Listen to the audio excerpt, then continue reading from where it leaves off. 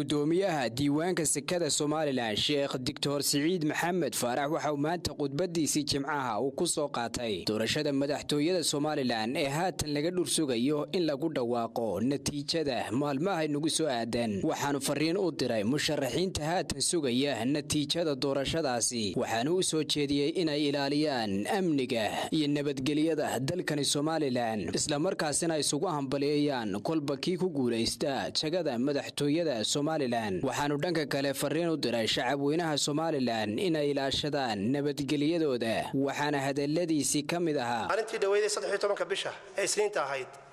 ummadda tan doorasho u dareertay doorasho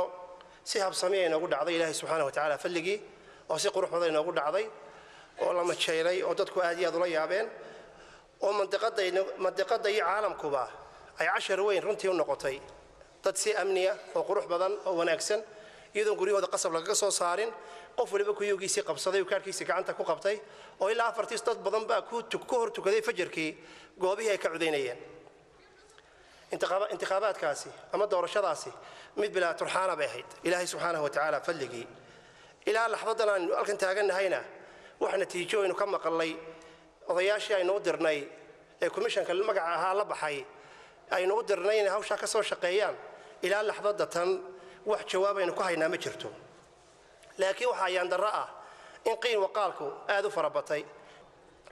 qolooyinka badiya saddexda xisbi ka badin doona Allahu yaclame qolada badisana waxaynu leenahay Ilaahay subhanahu wa ta'ala uu mahad celiya farxadan xadka dhaafaysan inaga ilaaliya tii ololihii kore inaga ilaaliya looma baahna alxamdulillah baa la yiraahdaa qofka meesha qabsadana waa loo duceeyaa oo Ilaahay waxa looga baryaa inuu dawlad fiican iyo maaragtay nidaam fiican u sameeyo xisbiga badinaya waxaynu leenahay Ilaahay ka cabso waxa weeyaan farxadda xadka ka